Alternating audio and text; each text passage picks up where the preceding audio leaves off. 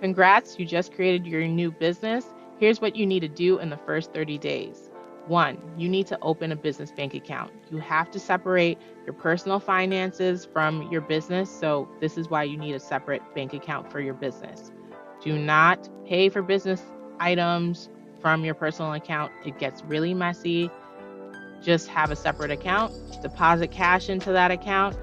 Even if it's your own personal cash, take it out of your personal account, move over to your business account, deposit it there, and spend there, right? Okay. So next, you're going to link your business account to your accounting software. So you're going to go home after you open your business account. You're going to find a platform like Wave Accounting. That's what I use and recommend to most of my clients. And you're going to then use the software to link it to your business bank account that you just opened. After that, you may want to now purchase a domain, create a logo. You just want to make sure that you are able to start to secure some of the key items for your branding. So if you have a specific business name that you're using, obviously you have one because you just created your entity. If that's the name that you're going to go with for your business, try to find a domain that's a .com, a .co, yourbusinessname.com, or something as close to that as possible so that people can clearly link your business and your brand to this website. Once you've done that and you start to secure some of your branding items, you're going to select a CRM or payment platform. That's essentially a tool or a software that you're going to use to be able to send invoices, schedule meetings, collect payments, send emails to clients. CRM stands for Client Relationship Management Software.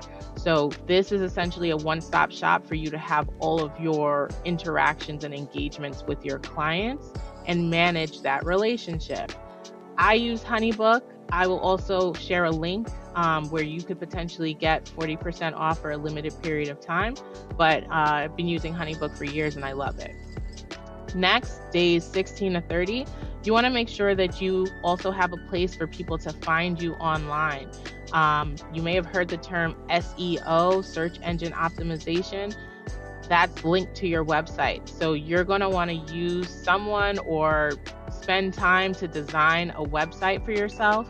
I've used Pluma. If you've gone to my website recently, our new website was done by Pluma. They were great. They really understood our branding. They took the time to really develop copy that made sense for my vision, and it was a great and seamless experience. Next, you'll want to make sure you have business insurance. And funny enough, we used a company called Next. You want to make sure before you take on any clients that you are covered. If anyone slips and falls, if anyone has some type of issue with your business, you want to have that level of protection or coverage over you, and that's what insurance will do for you. You also now are operating a business, and you need to make sure you have time not just to work in your business, but to work on your business. So working on strategic plans, coming up with a 30-day activation plan, coming up with a marketing plan. All of these things take time, effort. So I typically will carve out a block of time bi-weekly, typically Fridays 9 to 12 p.m. That's my recommendation, but find a time that works best for you where you can have no interruptions, or you can go to a co-working space and work with other people who are locked in as well, and essentially just grind and get those tasks off your to-do list. Once you've secured that block of time to work on your business, you need to also block off some time for some self-care. If you started an LLC or this is your side hustle that's going to be a soon-to-be main hustle, you're probably working more hours than you were when you had a 9-to-5. So having self-care is going to be paramount. You are now the brainchild for this business, right? If you are sick, your business is sick. You have to take time to go to all of your appointments, schedule a massage, just plan something fun for yourself. It's really crucial that you make sure that you take care of your well-being so that your business can be well. Next, make sure you secure any business licenses, register with the local tax department. Make sure you have those things done and you can access them, or at least bookmark them so that you could go back and refer to them later. If you get a tax notice, you want to be able to see and get notified as soon as possible when those things come in. So it's really important to make sure that you register online. If you have questions about what registrations I should have and where to go, you can always book a coaching session with me, and I'm happy to help you research and identify those different authorities. Finally, make sure you also add to your calendar a link or some type of reminder to go to the state website and complete your annual or biannual report. Every state is slightly different, but if there are recurring reports that you need to file to be in compliance with the state, it's really important to make sure that you complete those, because you just paid this money or invested the time to start your LLC. You don't want to just see it administratively dissolved, and I'll explain what that is in a second, because you didn't file a simple piece of paperwork. For example, in New York, every other year you need to file a biannual report. It's really just a report letting the state know, hey, this address is still active for me, I still exist, and you pay your $9. It's very simple. You can absolutely do it yourself online.